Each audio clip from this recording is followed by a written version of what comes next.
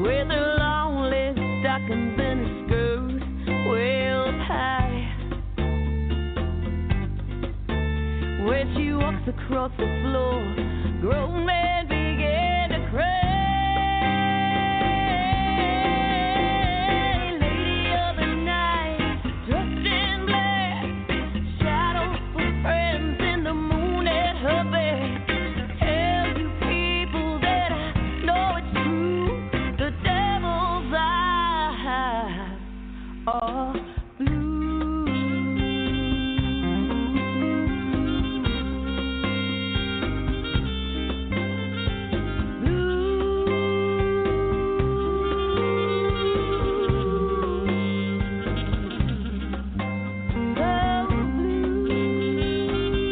Ready for a different kind of distance? In South Dakota's open spaces, there's room to ride, stop, and explore. When you're ready to travel, great places are waiting. Learn more at TravelSouthDakota.com. I'm Dr. Kevin Izzard. I want to spread the word about the need to get the flu vaccine, especially in communities of color where it tends to hit us harder. Everyone over 6 months old needs to get the vaccine. And when you do, you'll be protecting yourselves, your family, and so many others. That's why you need to spread the word too. Word travels fast, so maybe this year the flu won't. Get more information from your doctor's office, your pharmacy, or online with the hashtag Let's Talk Flu. A message from the Wisconsin Department of Health Services.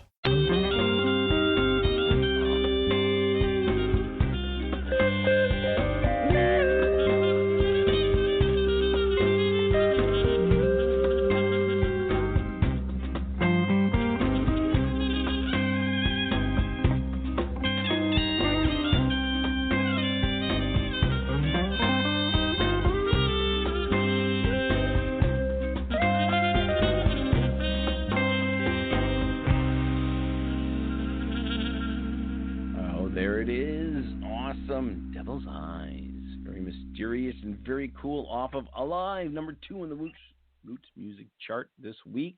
And I have basically the whole band, Kimberly, Jamie, and yes, and my buddy on the drums. Catch your name again. I'm sorry about that. And Reba. Kevin Lyons. Oh, yeah, Kevin Lyons. That's right. You got a new bass player. I guess that's kind of what I was looking at. You told me you got some new bass groove, huh? Yeah. Mr. Yes, Reba. we did. Yeah, we're real lucky, man. We've got a local a legend and a hero of Southwest Missouri. It has played in a lot of touring bands, for the last 10 years. And Reed Heron Smith is his name, and he is a monster on the bass, and his vocals are just unbelievable as well. So we are super excited to add Reed into the family, and we absolutely cannot wait to record another album with Reed. We really feel like that it's going to be over the top. Yes, definitely. That's awesome, because you're a big family. I find the blues family and the bands are always friends in different bands and going around. And tell us how that works with your band, how you guys came to be. And it's a growing process. For many, many years, you never know that you might be working together later on in life, should I say. I'm a fan of music, but it's so interesting to hear all that stuff. Well, I'll give you a quick rundown as far as the origins of the band. This band was started literally as a family band. Me and Kim and her dad on bass and vocals, and one of my best friends that I've known for years and years that might as well be my brother on drums. It was only started to play once or twice a week locally, just to play with our family. And it kind of immediately got more attention and got much bigger than that. So then we were like, okay, now we got to take this serious. And but unfortunately, Kim's dad couldn't stay with us when we started to travel a lot more and start to actually tour a little bit. And my best friend that was playing with us, he couldn't really do that either. So that's where the wonderful Kevin Lyons from Buffalo, New York comes into the picture. And Kevin is basically just as much a part of Sister Lucille now as Kim and I. Exactly. And he's been with me through thick and thin, good times and bad. For sure. right there by my side. And Kevin's really actually ultimately the glue that kept this band together. If I would have lost Kevin at some point, I would have probably said to hell with it. So maybe I'll let Kevin say a word about that. Well, you know what?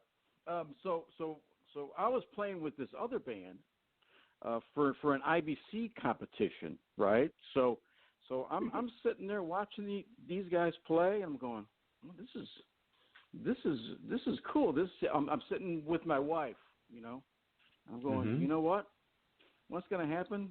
I'm going to be playing with this band soon. And within about 4 months, I was playing with the band.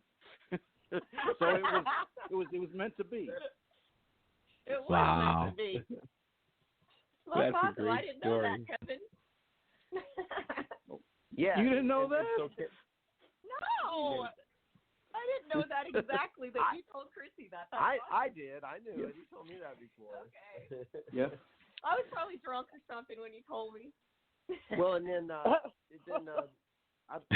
don't know what we played together with Kevin and Terry for another couple years maybe.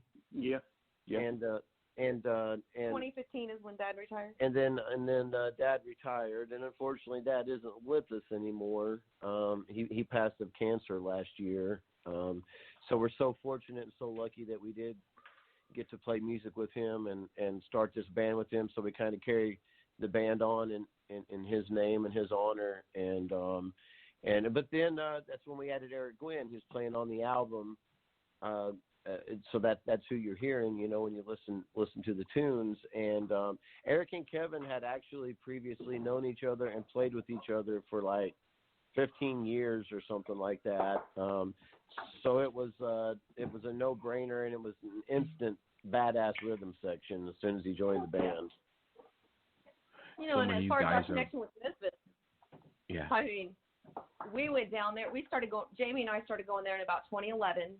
Well, Memphis is also the inspiration. Yeah, Memphis is the inspiration behind it all. The whole reason Sister Lucille truly exists is because of Memphis. Truly, we started going there and fell in love, and our hearts were like, we were crying watching these people play, and we're like, okay, I think this is where we need to be. This is the music we need to be playing, and we became friends and fans of all the people down there without even telling them we played music in the beginning. And, you know, and I think that really made people look at us a little bit different, because we weren't there to be like, hey, I'm in a band. Hey, I'm in a band. You hear that so much when you're in a band. So, you know, I think they kind of looked at us a little different and gave us a chance. And once we got to play in front of them, it was just like instantly, it just opened doors. And Miss Reba, how I met her, basically my best friend took me to her concert knowing I was a huge fan, and it was a little tiny thing like at just a little music club there in town. And I'm sitting there at a table, and my best friend brings her up behind me. She says, turn around, Kim. I turn around, and Miss Reba's standing there. My mouth just falls open. I'm like in love with her. And then she gets up on stage and performs, and I'm like crying, standing up. She comes up to me afterwards. She said, honey, it looked like you were in church today. I said, I was in blues church, Miss Reba. Instantaneous love from there on. Well, you know, the Memphis thing, I mean, Kim and I have been playing music since we were in diapers, basically. You know, and Kim's originally a country vocalist, and I'm originally just a rock guitar player. And we played together since we were 20 years old now, 21 years old. So we've got 20 years on stage playing together. But, you know, whenever that we went to Memphis, we both looked at each other and realized that we had certainly found our home. And we knew the music that we were going to be focusing on and playing for the rest of our lives. There's not going to be another change. No. This is home for us, and that's roots blues rock music, American music. I mean, it's just the best music there is. And when we found people like Reba there, I mean, I didn't even know who Reba was, honestly, before Memphis. And the first time I went to see Reba play, I wasn't for sure exactly what to expect. And by the time that like the first couple songs were done, I was like, okay, I might be watching the best vocalist I've ever seen in my life at this little club in Memphis, Tennessee. Well, so I don't know what they got in the water down there, Miss Reba in Memphis, but y'all are some bad asses is all I got to say. Well, if I can just chime in real quick here, I'll just give you a quick overview. The bottom line is I came to music late, and I came to music when I moved to Memphis. And Memphis made me a musician, and that's how powerful this place is. I was 16 or 17 years old before I really started playing music, being interested in music, and that was shortly after I had, a couple of years after I had moved to Memphis as a kid. And this place is definitely got some mojo that will get on you and get in you if you let it, for sure. And I was thrilled that y'all came to Memphis to record. I just think we all love you, and just saying how proud I am of this record too. I mean, so proud of it. Just so proud of it. You guys killed it, and you took Memphis, and it took you. Just like it took me, right? And it's a blessing. Well, that's a great explanation of it, Reba. Better than I could have ever said, because that's exactly what happened to us. That once again, we had been playing music our whole lives, but we had never. There was that next level that we had never taken it to, because where we're from and in this area, there just isn't a whole lot of musicians like that are really bringing it that hard, and so Memphis just got in our blood, and it's there for the rest of our lives, and it made us much better musicians. And we're fans. I'm as big of a fan of music as I am a musician. Yep.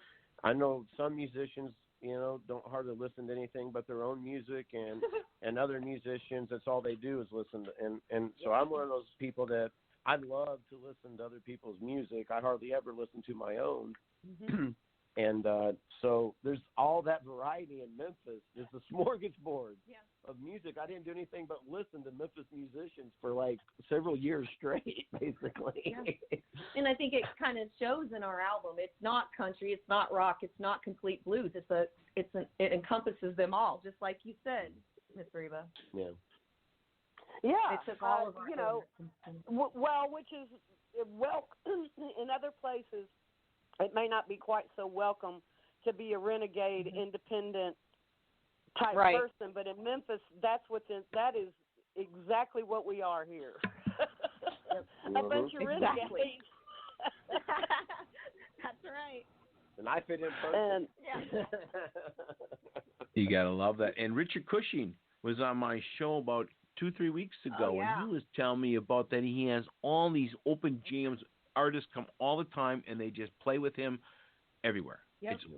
Everybody's welcome. And he was telling me how Memphis, I was asking, because I had one time I went to Nashville, actually, Jeremy Parsons was playing at the Swinging Doors, and I can go mobile with this show. I can go on the road with bandwidth and do what we're doing right now on the road, and Jeremy was there. So that was my time in Nashville, and Richard was telling me how Memphis is more of a place to cultivate your style, your blues. It's a jam. Yeah. It's exactly what you are describing, what he said, or just like he has open in the Herman Green, and oh my God, Free World is one of my favorite CDs. I love what it is. I think it's the name of it. With the horn. Yeah. Sunday night, I think it is, and all that. I played that like on a Packers Sunday night. I get the football going, and you know what I mean. I'm a cheesehead, in Wisconsin, and I just hear this. Betsy Brown, this is where I got all this music from. Is from Betsy Brown and Brian Laccoon. She just started sending it my way and promoting. And I'm a fan, like I mentioned, rock and the Who, and I'm like, hey, this is blues. It's rock, man. It's all of it, and I love the guitars, ding, ding, ding. And you guys, your album is